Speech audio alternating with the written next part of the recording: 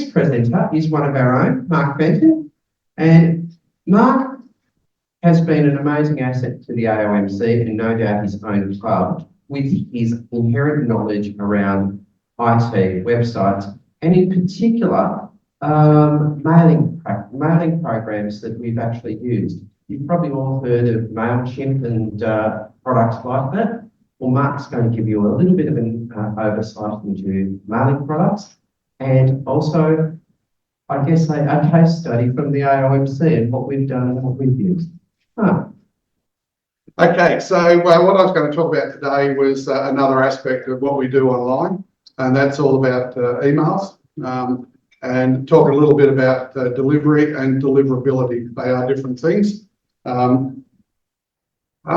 So email and email delivery. So before I get into this, I mean, Keith gave a bit of an introduction. I'm not an expert in the sense of this is my vocation. It's everything that's been learned over many years, managing emails for the Chrysler Restorers Cup and more recently the AOMC. So it's more a lot of practical experience and fighting the battles of other people doing things as they fight the battle to control spam. So we're just talking today a little bit about emails and deliverability of those emails. So if we talk about delivery and deliverability, two different things. So delivery is about whether or not the message that you sent was received by the person you intended to send it to. Deliverability is more about, did they actually get to read it? It might have got to their PC, but gone straight into their spam folder. Different concept, because what you're really trying to achieve is good deliverability. Of course, you won't get the deliverability if it didn't actually get there in the first place. So both are important. And I'd suggest that car clubs of all sizes do need to be able to communicate with their members reliably. And emails are the way it's going. We still have members that maybe are not on email. We still have to deal with that. We still have to cope with that. But the vast majority these days, even those that were slow to take that on when emails first came out, are more and more online. And I think most car clubs would have seen the number of members that they've got with emails, the percentage has gone up and up and up. And eventually, of course, that will get to 100%. It's getting closer, and maybe for some clubs it is 100%. So emails are the thing that are going to be able to give you the instant communication with the members. It's cheap information to get out to members, a cheap way of doing it because you're not using a printed magazine.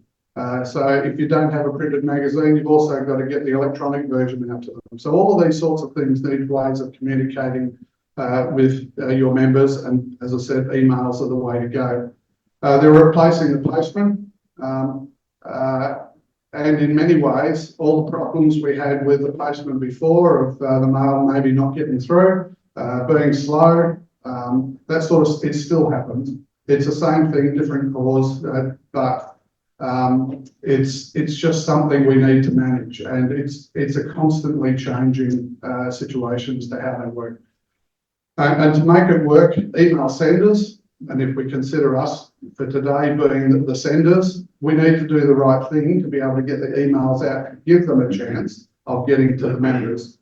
But we could also be email recipients, and all of you are, because you've been responding to emails, the invitation to come to the seminar today. That's all being done by email. And as a recipient, you also need to help out in that communication process. And there's some of the things we're going to talk about today. So to be able to communicate by email, you do need something to do that with. It's a sending mailbox. Now, I've listed here most of the options that you've got. If we start off with a standard or a personal email that could be used for sending emails. It's Gmail, Outlook.com, Yahoo, BigPond.com.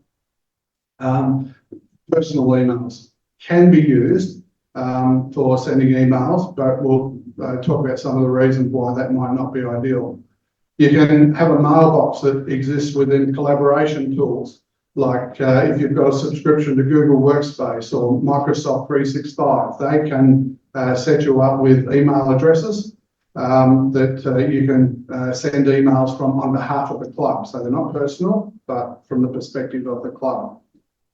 You can also use marketing automation systems for sending bulk email, and systems like Brevo and MailChimp are two of the players in that game. And I'll talk you through Brevo a little bit more later in the day, given that that's, I'll get to that one. So Brevo is certainly one of the ones you'll get to see today.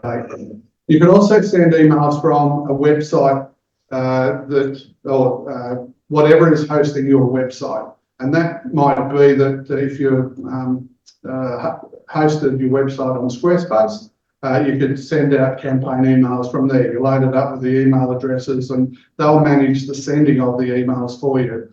But you can also do that from other subscription services, like if you've got our car club or Wild Apricot or other club management systems, as well as providing a website.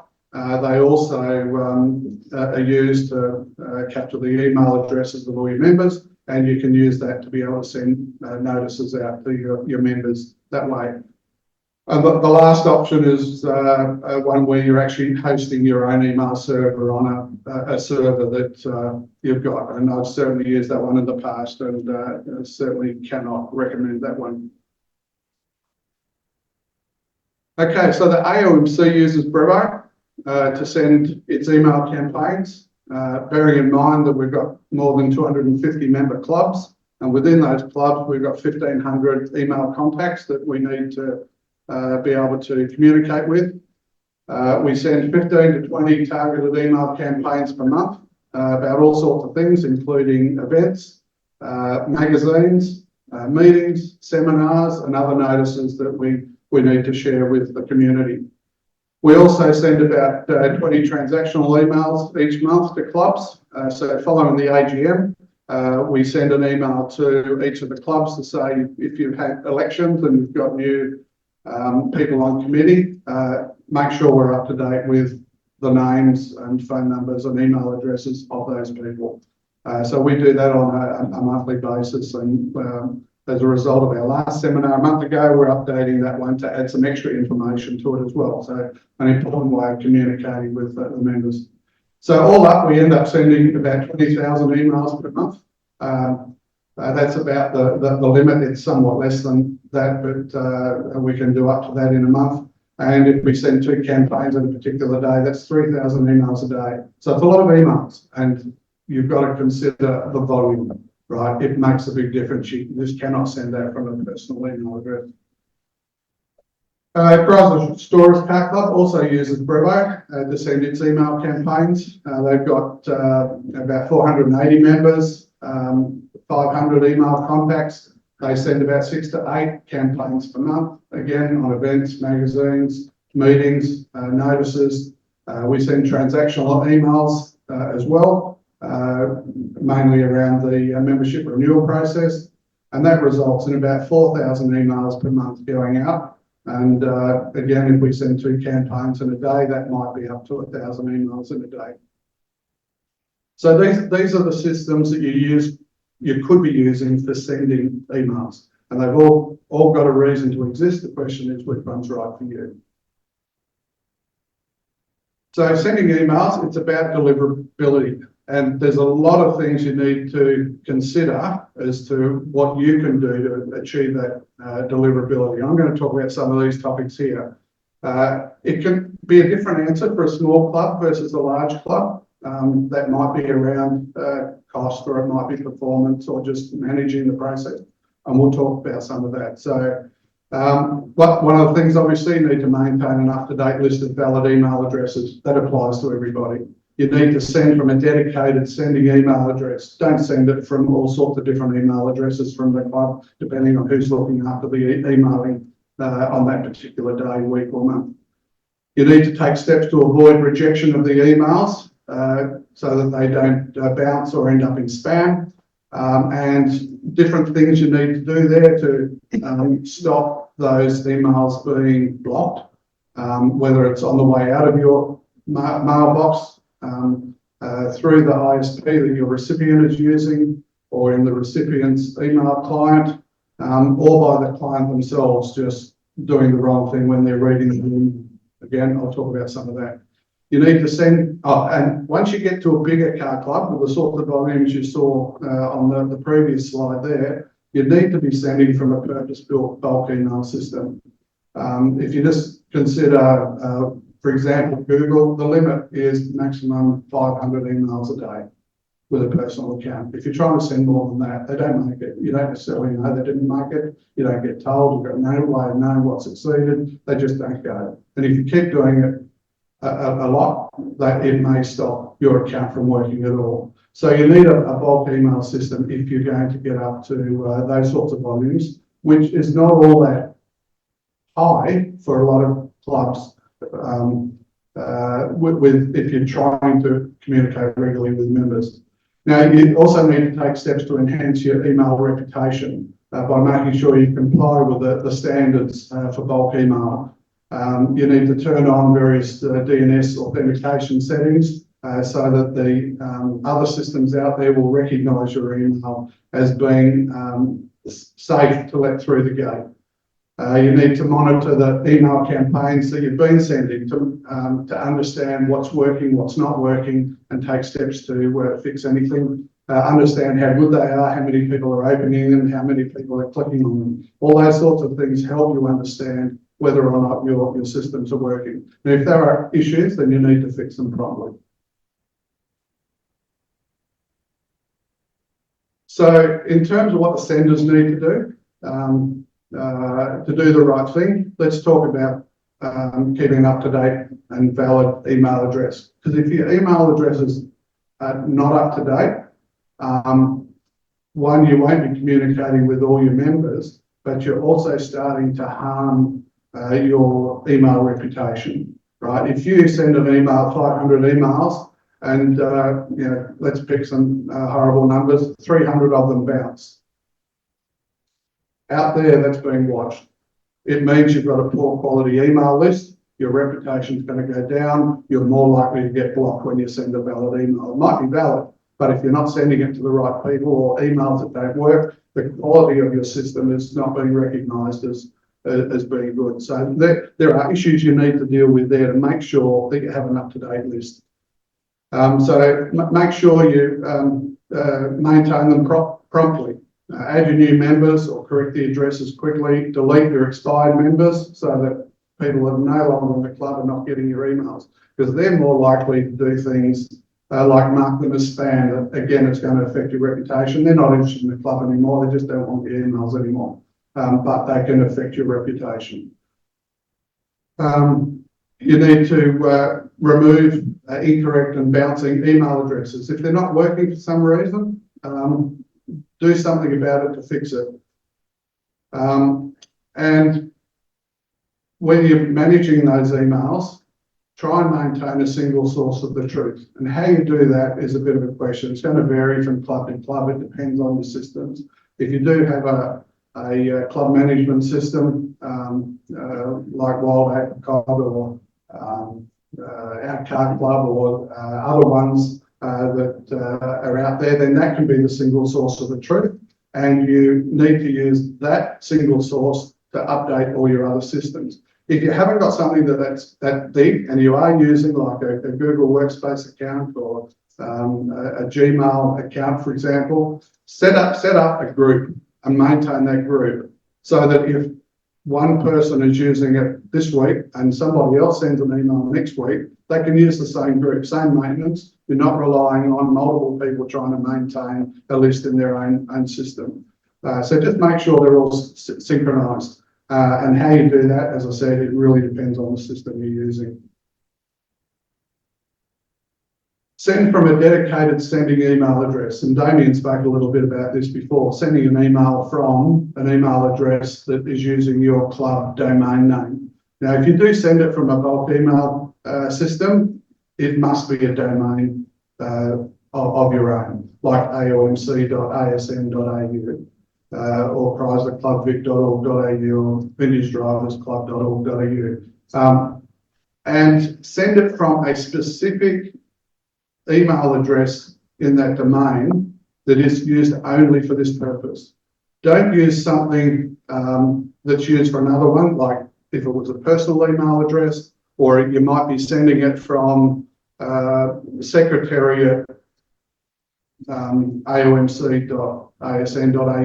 The problem is, if you have a major problem with that email, and for example, maybe a lot of people, or something goes wrong with the deliverability, it gets marked as spam in a heavy way, it can disable the whole account, and suddenly the secretary doesn't even have an email address that he can use anymore, right? So you've got to protect all of your other ones. So don't use a normal email address to send communications that from the club, because once it gets blacklisted, it's gone and it can't be used for that other purpose, and that's a risk to the club. And of course, if it does get blocked, at least you've got a chance of then using a different email address and starting again if something really major did go wrong. And the quickest way to fix it is to start with a new email address.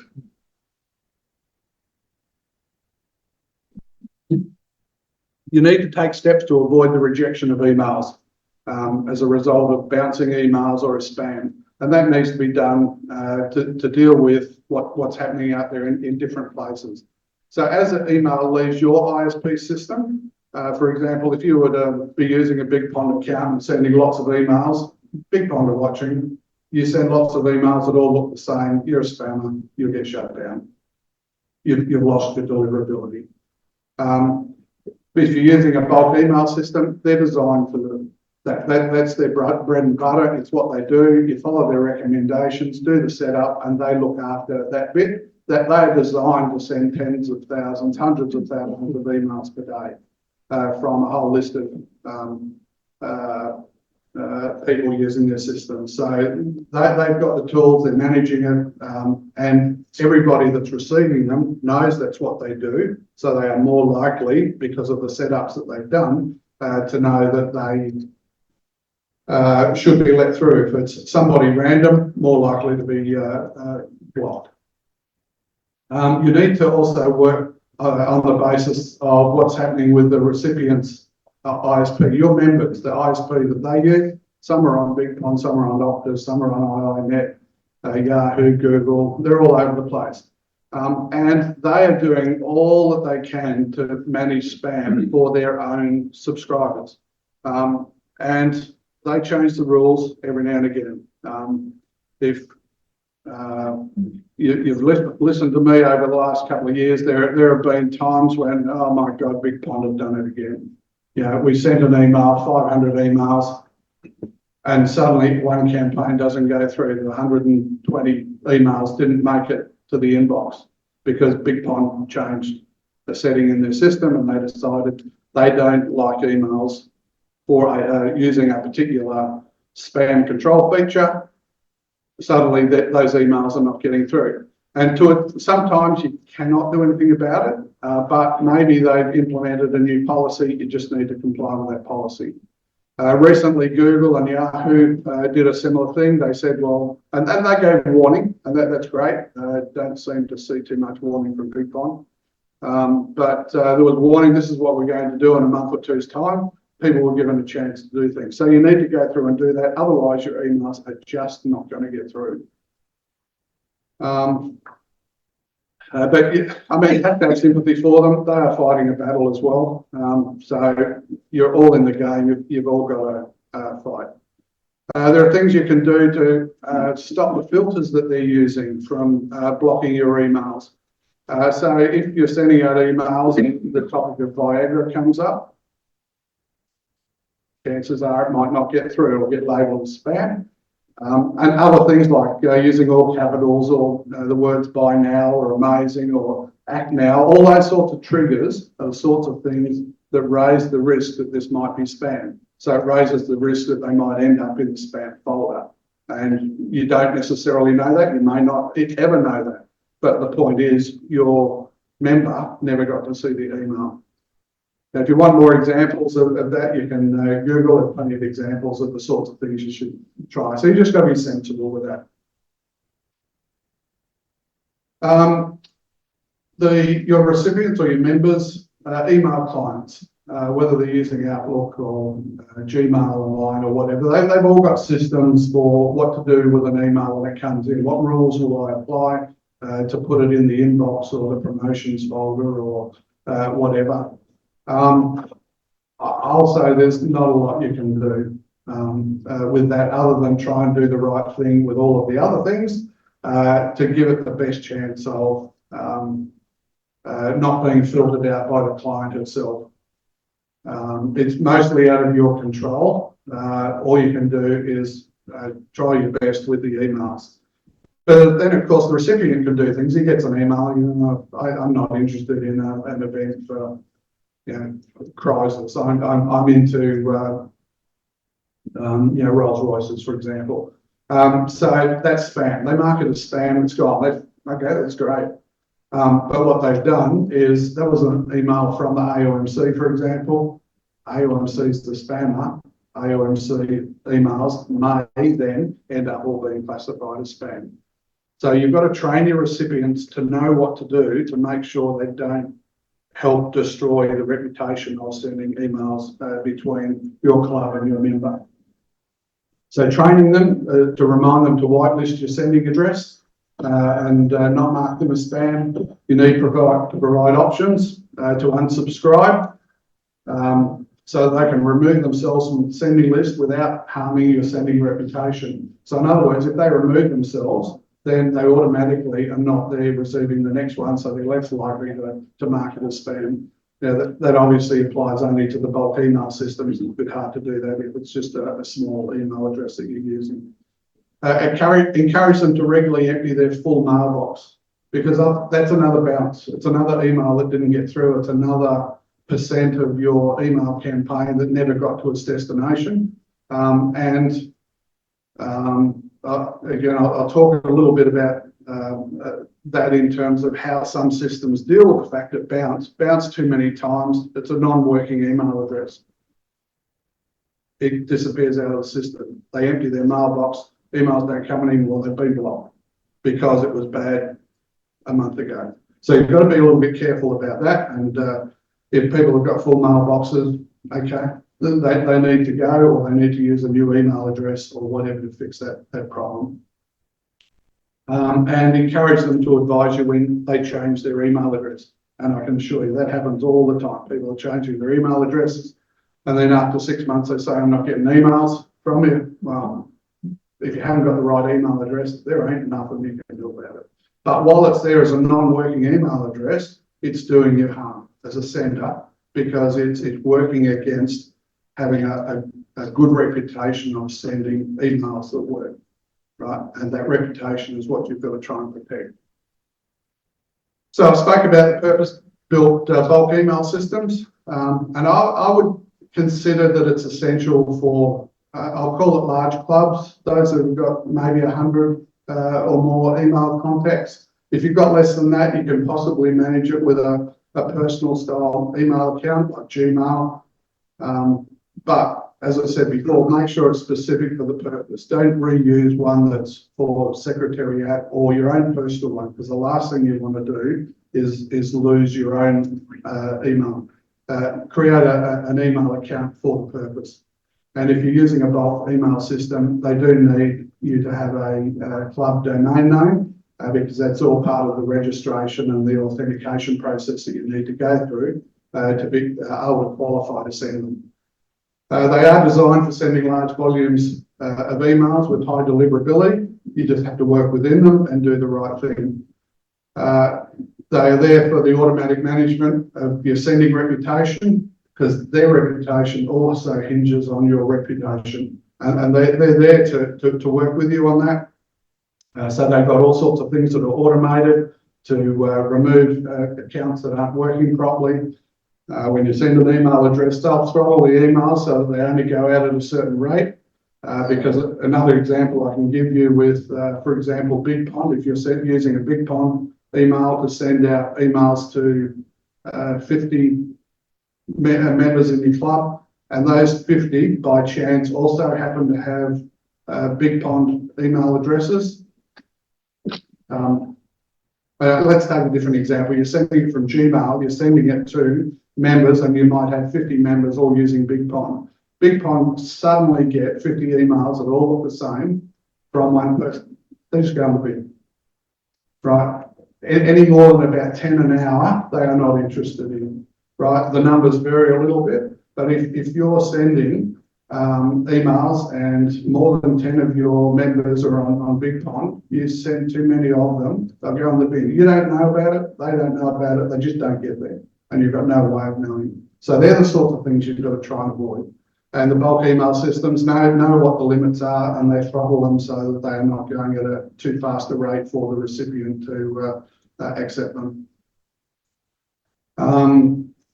The bulk email systems monitor and manage the outbound servers to make sure that they're not appearing on spam lists. And if they are, then they have the responsibility of dealing with it. Maybe they stop using a server for a day or so until it comes off the list again, and all the emails are sent from another one that's okay. So that's what they do automatically to manage the deliverability of emails out of their systems. You get lots of reports about the campaigns, how they're working, and what your contacts are doing. And hopefully I get some time at the end to show you a bit about what that looks like. And you also get the ability to send emails to segments of your members. So you don't just send it to everybody in the list. So for example, on these seminars, particularly the one from last month was targeted at the executives of the clubs, the president, vice president, secretary, treasurer. Delegates didn't necessarily get that email because it wasn't targeted to them. It was all about tax and the ATO and what to do with financial management. So we're able to send less emails to a specific group. So that segmentation can also help. It needs set up within the systems to know who of the contacts are in that position or who's on the executive, but that's your choice in terms of how you set it up. And if you do that, then segmentation means that you can reduce the number of emails that are going out to people that are maybe not so relevant to them. You can automate the list management with self-subscribing lists. And you would have seen fairly recently the AOMC introduced a new list for events management. Now, those events on next weekend emails were absolutely loved by some people receiving emails from the club.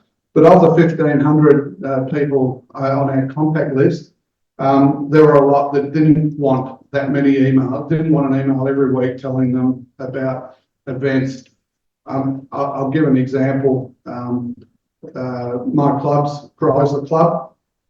We got interest in Rolls-Royce or Bristol or the English marks or a club in Bairnsdale or whatever.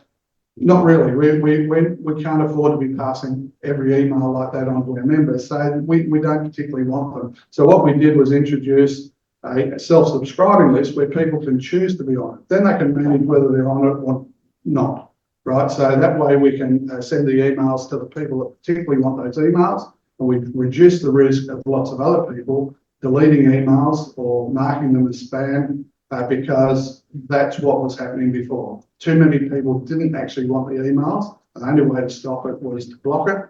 That started to harm our reputation, and suddenly we couldn't get emails to some of our members. So that's something we had to do. So self-subscribing list was a good way of managing that.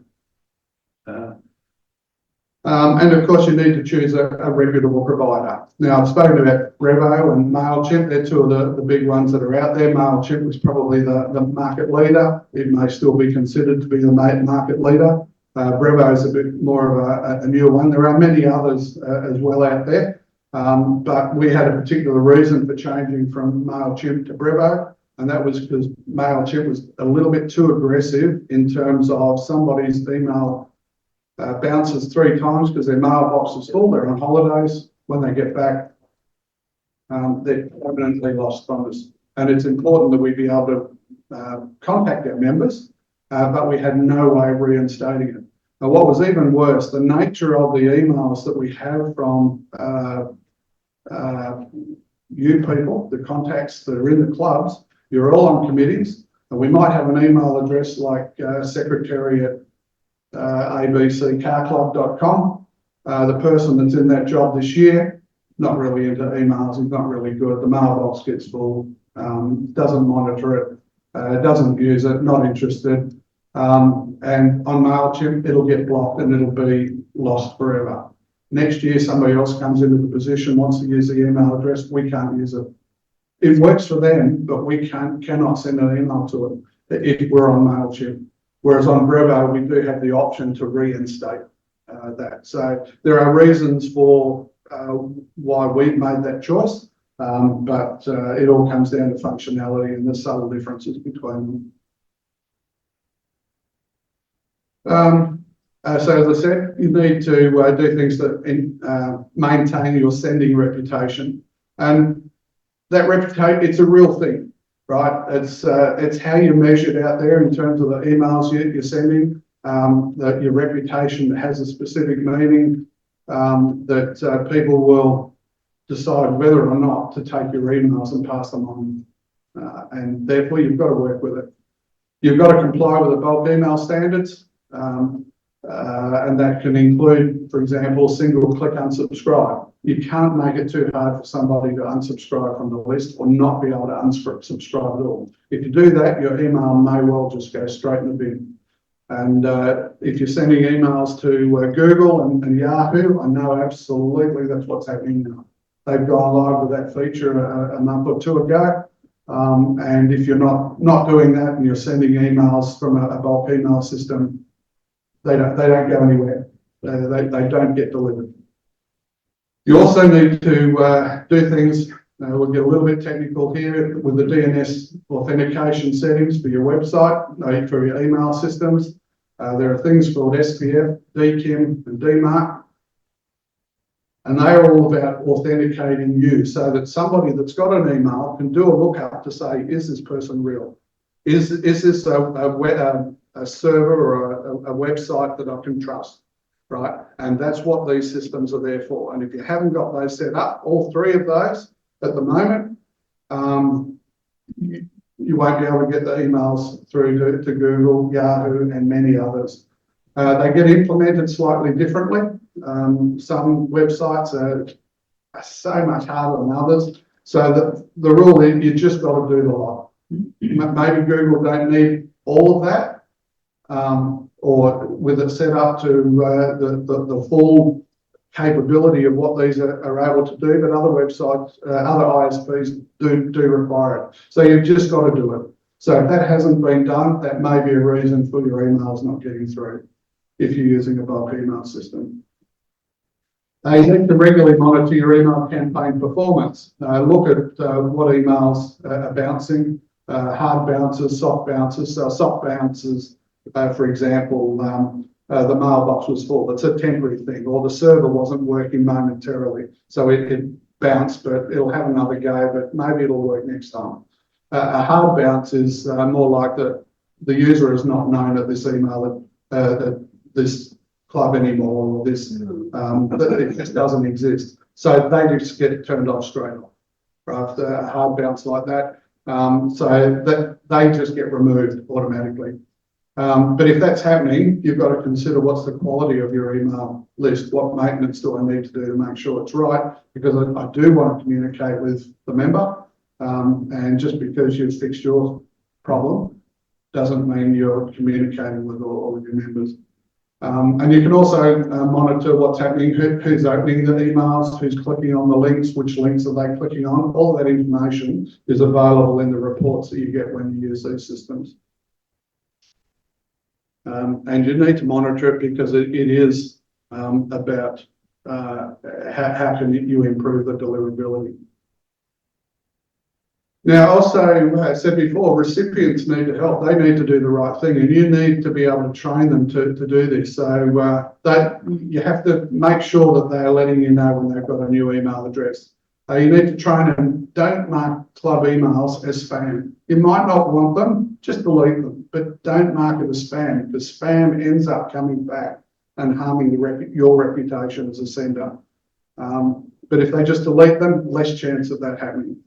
They can whitelist the club. If you've got a sending email address, and you'll see an example, might be on the upcoming slide, of what the AOMC does there, and we'll talk about it then. Let them know what the sending email address is and put it in their list of contacts, because that's one of the lookups it often does. You know, do I know who this sender is? If so, it must be safe. If I don't, maybe it's not safe.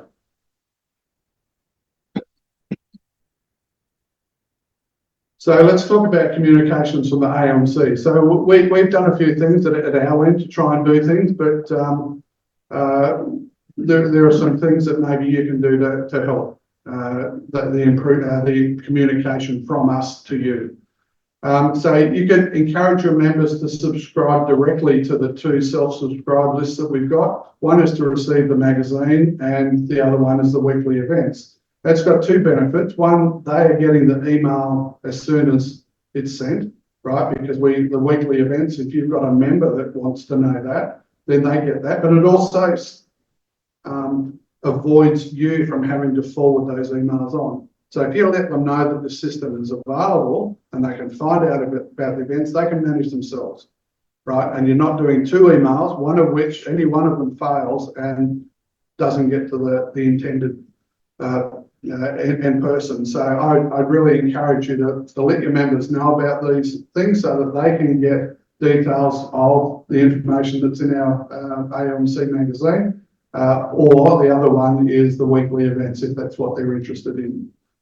And the information for both of those is on our website, and they can just subscribe to those lists on the website. So just let them know that. You need to notify the AOMC if you've got a new email address, especially after an AGM, you've got new people, or just throughout the year you change an email address. Let us know and we'll update our system straight away. As I said before, don't mark the emails from the AOMC as spam, just delete them. Whitelist our bulk email sending address. You'll notice that all of our bulk emails come from an address, the postmaster@aomc.asn.au. Put that in your contacts list. You might never send an email to it. You might not choose to send one back to us using that email address, but the fact that it's in your contacts list means that at least we've got a chance of getting them through to you. And one I really wanted to point out, we've learned this one earlier in the year. When we send emails to you, don't forward them on to your members without deleting the bit at the bottom of that email that says this is how you unsubscribe. Because you get an email from us and say, oh, that's great, I really want that email. Now I'll forward it to all of my 50, 100 members. And somebody there says, I ain't interested in this. I'm only in the club for a CPS plate. I'm just not interested in any of this other stuff.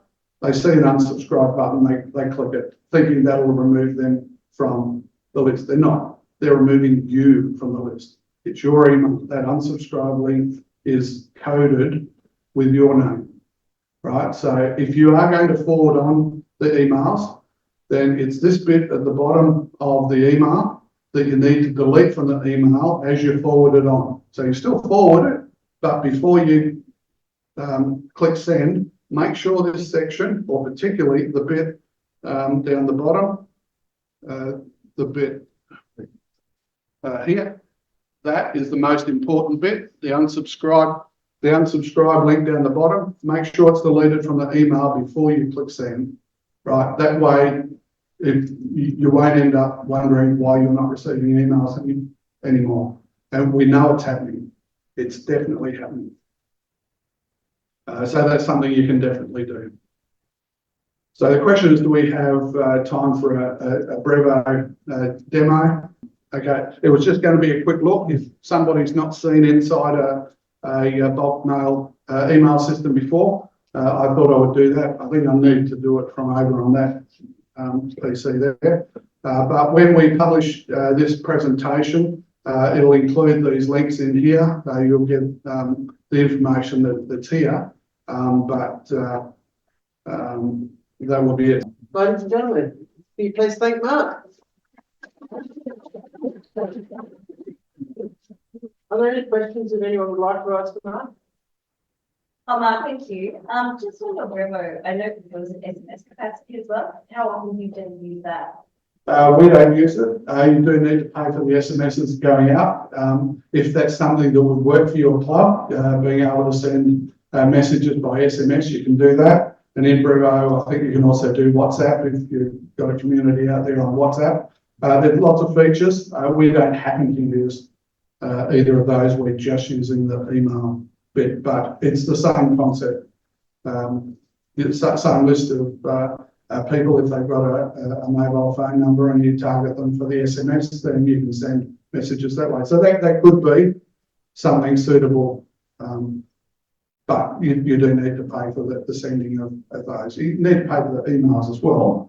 Although on Brevo, if you've got less than 300 emails a day, it can be free. So for a small club, you can use these systems at no cost or low cost. But once you get to the size of 500 contacts, you're going to exceed the 300 limit per day every time you send an email. So a smaller contact list can be good. I'm just wondering the benefits of designated club email address for president, secretary, treasurer, etc. Also, continuity. I definitely recommend it, mainly so that